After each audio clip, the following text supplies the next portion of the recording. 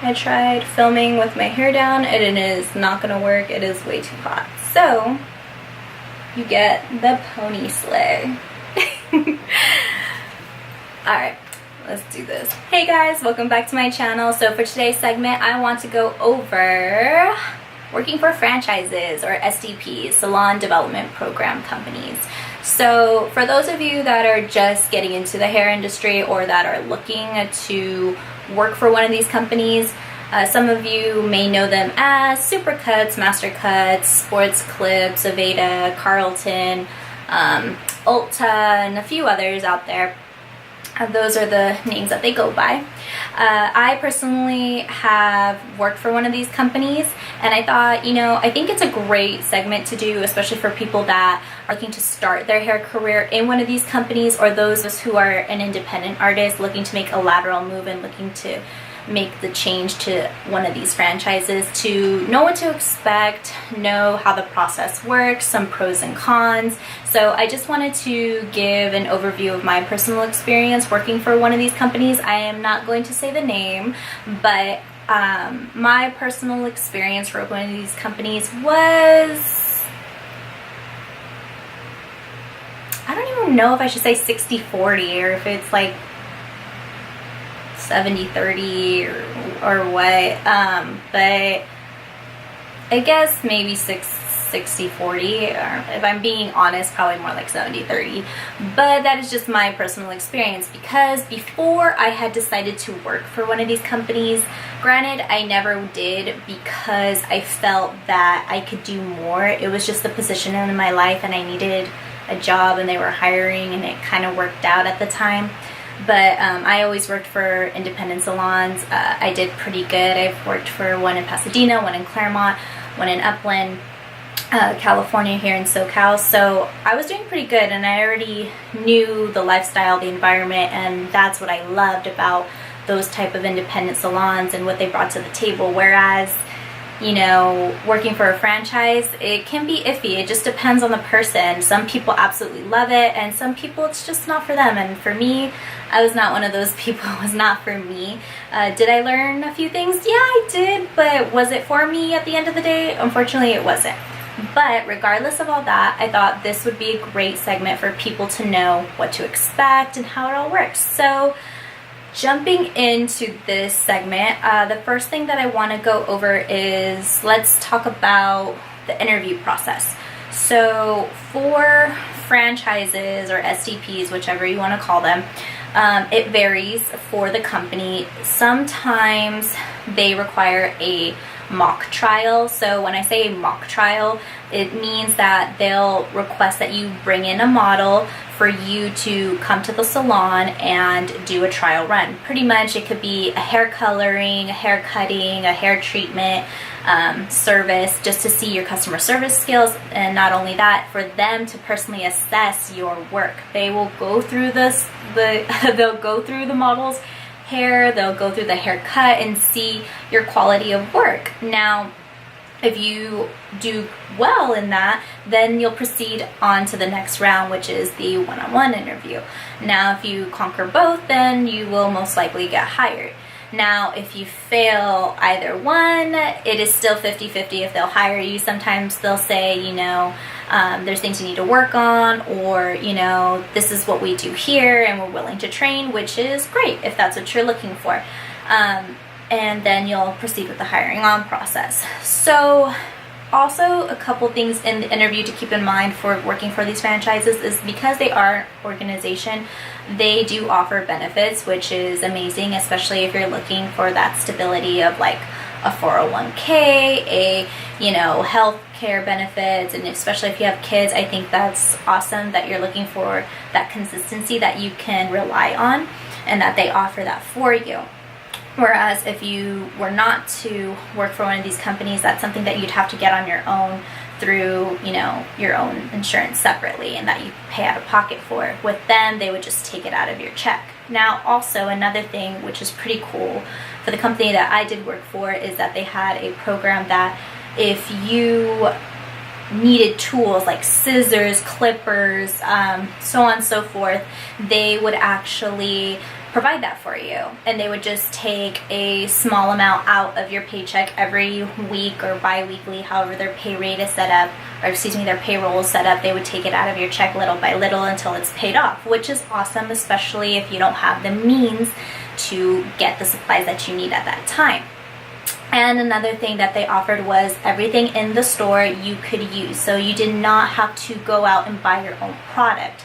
So you did not have to go to a Sally's, you didn't have to go to a Cosmoprof or what was known as Mayleys, and you didn't have to go to Salon Centric. Excuse me, Salon Centric was Mayleys, and yeah, blah blah. So yes, so that's another benefit. You know, you don't have to pay for product. If you need tools, they provide them for you. Just got to come out of pocket every paycheck. So yeah, that was something. But those are something that you need to inquire about, especially in the interview process. If that's what you're looking for, that's what you need, definitely ask those questions. Super important. Now, after the interview process, some of them will want you to go to training, which is great. I think every hairstylist or beauty expert needs training. No matter if they're perfectionists in the craft, you can always learn new things. So now what I mean by training. So for the franchise that I worked for personally, they wanted you to learn their techniques and only use their hair cutting techniques on their clients. You could not, what that meant was you could not use any other techniques that you learned outside and bring them into the company and use. So say you took a class on point cutting, or used a different technique that you learned from like Sam Vila or something you saw online. You could not use that in the salon, which is kind of odd, especially since we're artists. We should be using different techniques for different people, and given their hairstyles and textures and face shapes, we cannot always accommodate the needs that the client wants with what techniques we were provided. Everybody needs something different, and that makes sense. However, that was their rules. So you would go to this training, learn their techniques, use them in the company. Now, for some people that's good, and some people that doesn't necessarily work because they like to have variety and they like that option to switch it up. Doesn't mean it's always a bad thing, but it's also kind of tricky. I mean, you don't have to necessarily follow the rules all the time, especially if no one's watching you like a hawk. But when you work in a small setting, it's kind of tricky, especially when you work so close to management on the floor. Now, it can depend on the manager that you have, whether they are flexible or they're not flexible. That's just something you have to also inquire about, because some of them are cool with it and some of them aren't. So it's just kind of like the deal of the hand. You have to see what's going to be handed out to you. Another thing about franchises that I've learned too is that they do want you to meet a number of sales quota. Now, I don't know exact numbers, but for my franchise, it was a weekly goal that we'd have to sell about anywhere from 5 to 10 products, I want to say, a week. I can't recall because it's been so long, but I remember it was weekly, it wasn't daily. However, some do require, you sell one a day or at least X amount a day.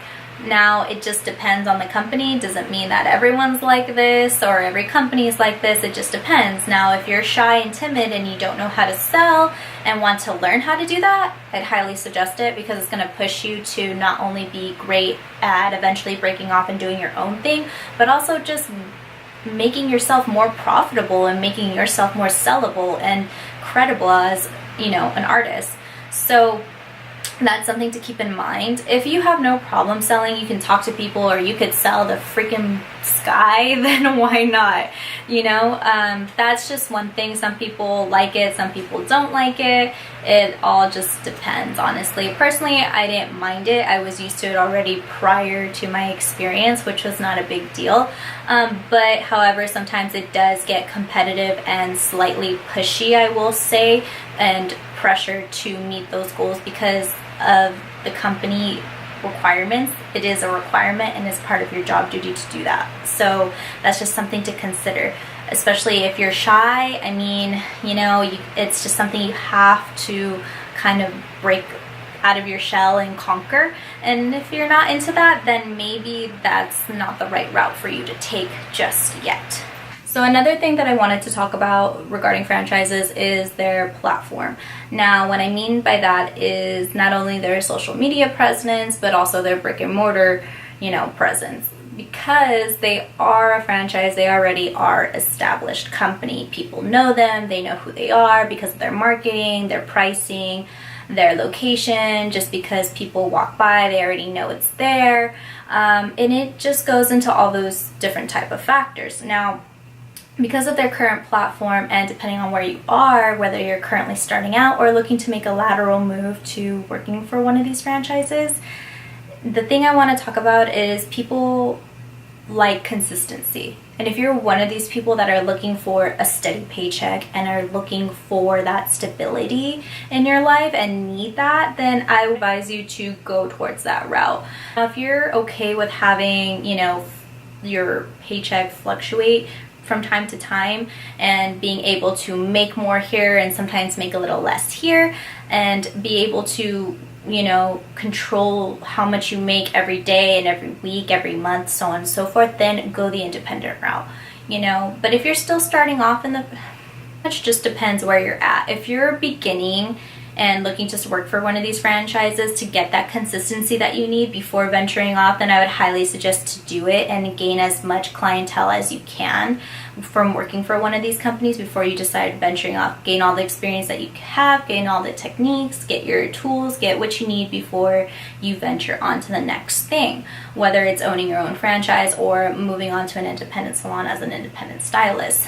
Now, however, if you are already an independent stylist and looking to make that transition to working for a franchise and you have your clientele and are just looking for a steady paycheck, that's something consistent, then that's okay too. It all just depends on your needs. However, if you are one to be able to control how much you make every day, every week, every month, and so on and so forth, then the independent route is more lucrative for you to pursue. It doesn't mean you have to do it from jump. However, if you already have done your marketing and established your clientele and have somewhat of a platform for you to be successful on your own, then great, go do it. But if you don't, just build it up till you're ready to move on to that point and take it from there. So it all really just varies. However, you know, you have to do what's best for you and think it through. So overall, these are just a few things that I wanted to address with you guys. This is just something that's so important that I don't want people being taken advantage of, and to know what to expect when they're going into this. Because not everything is, you know, hearts and flowers all the time in business. It is, you know, cold cut. So these are just some things that I want everyone to be aware of when they're going into this industry. And, you know, because there's pros and cons to everything, whether you work for a franchise or not, these are just some general overview insights that I wanted to provide to everybody, so that way they can be on the same page and be on the same somewhat level with the interviewee who's interviewing them, to know what to expect with the questions and to know, like, hey, come prepared, so that way you know what you're really getting into. Otherwise, I hope you guys enjoyed this segment today. I know I'll see you guys really soon, and please like and subscribe. Bye guys.